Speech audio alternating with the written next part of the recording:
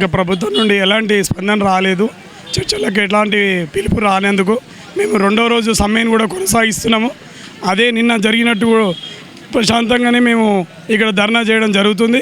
ఇలా కార్మికులందరూ కలిసి మేము మళ్ళీ ఏకతాటిగా డిపో 1 and 2 ముందు వచ్చి ధర్నా చేయడం జరుగుతుంది.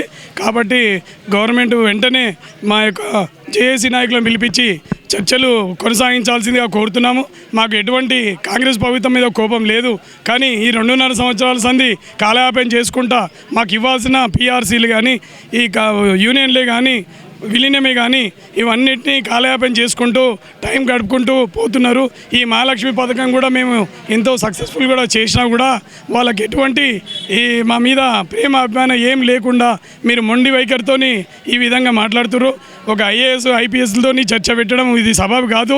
పొన్నం ప్రభాకర్ గారు, బట్టి విక్రమార్క గారు, ఉత్తమ్ గారు వీళ్ళు చొరవ తీసుకొని, సీఎం గారు చొరవ తీసుకొని ఈరోజు మా యొక్క నాయకులను జేఏసీ నాయకులని పిలుచుకొని చర్చలు కొనసాగించాల్సిందిగా కోరుతూ ఇలా ప్రభుత్వానికి మేము సహకరిస్తూ ఈ విధంగా మేము ఎటువంటి ఇబ్బందులు లేకుండా సామరస్యంగానే మేము డిపో ఎదురుగా ధర్నా చేయడం జరుగుతుంది.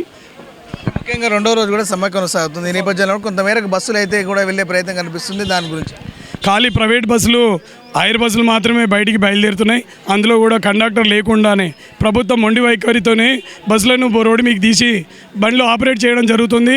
అందులో మగవాళ్ళు కానీ ఆడవాళ్ళు కానీ ఎటువంటి టికెట్ తీసుకోకుండా కావ్యాలని మా మీద కార్మికుల మీద కక్ష సాధింపుగా బస్సులు ఆపరేట్ చేస్తున్నామని చెప్పుకోవడం మాట టీవీలో చూపించుకోవడం కోసమే ఈ ఐర్ బస్సులను బయట తిప్పుకుంటూ డిపార్ట్మెంట్ బండ్లను ఒక్క బండి కూడా బయటికి తీయకుండా మేనేజ్మెంటు మరియు ప్రభుత్వము ఇద్దరు ఈ బండ్లు బయట ఆపరేట్ చేపించుకుంటా కార్మికులను ఇబ్బందులు పెట్టాలని చెప్పేసి ఈ విధంగా భయాందోళనకు గురి చేయాలని చెప్పేసి చేస్తున్నారు. కానీ మేము ఎటువంటి భయపడే ప్రసక్తే లేదు.